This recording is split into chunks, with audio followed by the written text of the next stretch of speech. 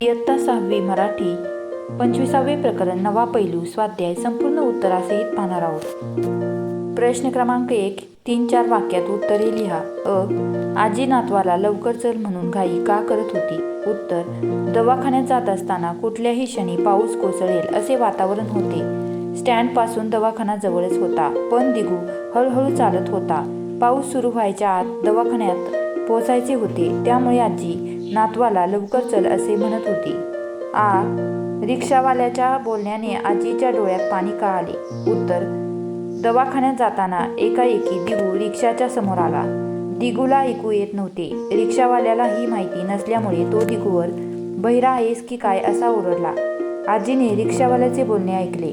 आपल्या नातवाच्या बहिरेपणाबद्दल वाईट वाटून आजीच्या डोळ्यात पाणी आले।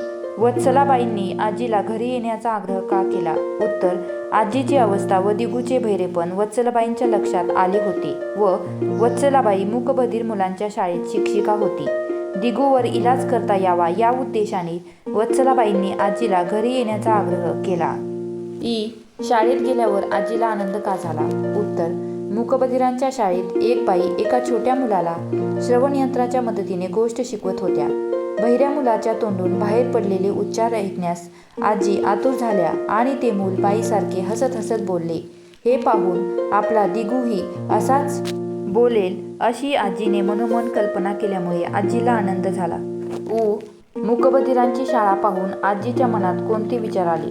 उत्तर, आजीच्या मनात विचार आला की आपल्याही खेड्यात अशी मूकबधिरांची शाळा काढली तर शेत विकून येणाऱ्या पैशात मूकबधिर शाळा काढायचे आजीने ठरवले। आजीने विचार केला की आपल्या गावातील मुले शाळेत जातील, शिकतील, त्यांना वळण लागेल, ती स्वतःच्या पायावरती उभी राहतील। पुढील प्रश्न पाहण्या अगोदर व्हिडिओला एक लाईक करायला विसरू नका। प्रश्न क्रमांक 2 का ते लिहा। 1 आजी शहरात गेली। उत्तर, दिगू बहिरा आहे हे कळल्यापासून आजी चिंतेत होती।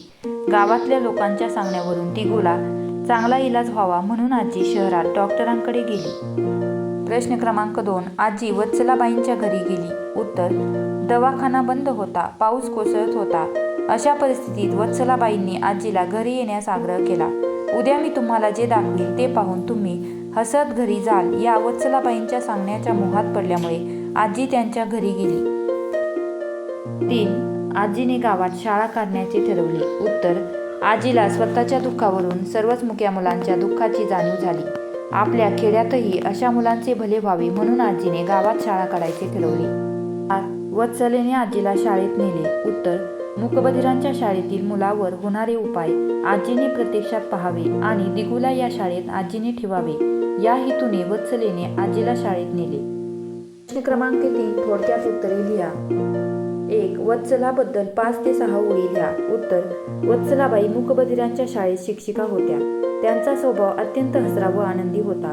मुलांच्या चेहऱ्यावर अभिमानाचे, विश्वासाचे हसू फुलवायचे आणि त्यांच्यातली स्वप्ने जागवायचे असा पक्का निश्चय करून वत्सलाबाईंनी मूकबधिरांच्या शाळेत शिक्षिकेचे काम पत्करले होते। त्यांनी दिगूलाही आपल्या शाळेत इलाजासाठी आणले। 2 या पाठात नवा पैलू हे शीर्षक आहे, ते योग्य कसे ते थोडक्यात लिहा। उत्तर, आपल्या गावी अशी शाळा काढण्याचा मनोदय आजीने व्यक्त केला। त्यासाठी गावची जमीन विकून पैसा उभा करण्याचे ठरवले। आजीच्या मनातील ही उदात्त भावना त्यांच्या व्यक्तित्वाची नवा पैलू दर्शवते। म्हातारपणीही समाजसेवेचा धडा आजीने इतरांना दिला म्हणून नवा पैलू हे शीर्षक योग्य आहे। 3 आजीच्या थोर विचाराबाबत 5 ते 6 ओळी लिहा। विद्यार्थी मित्रांनो, मी येथे तुम्हाला व्यवस्थितरित्या उत्तरे लिहून दिलेली आहे। व्हिडिओ आवडला असेल तर आपल्या मित्रमैत्रिणींना शेअर करा। तुम्ही जर आपल्या चॅनलवरती नवीन असाल तर आपल्या चॅनलला सबस्क्राईब करायला विसरू नका, जेणेकरून असेच नवनवीन व्हिडिओ तुम्हालाही पाहायला मिळतील। प्रश्न क्रमांक 4 खालील वाक्प्रचारांचा वाक्यात उपयोग करा। 1 खंत वाटणे, आपण भावावरती चिडलो याची मीनाला लगेचच खंत वाटली। 2 तिडमूड होणे, ताजमहालाचे सौंदर्य पाहून मी तिडमूड झालो। विश्वासाचे हास्य फुलणे।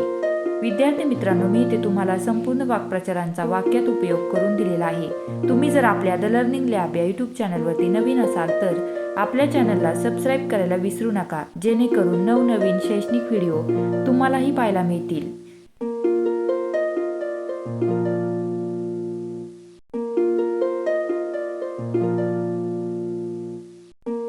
व्हिडिओ शेवटपर्यंत पाहिला त्याबद्दल तुमचे सर्वांचे मनापासून आभार. धन्यवाद.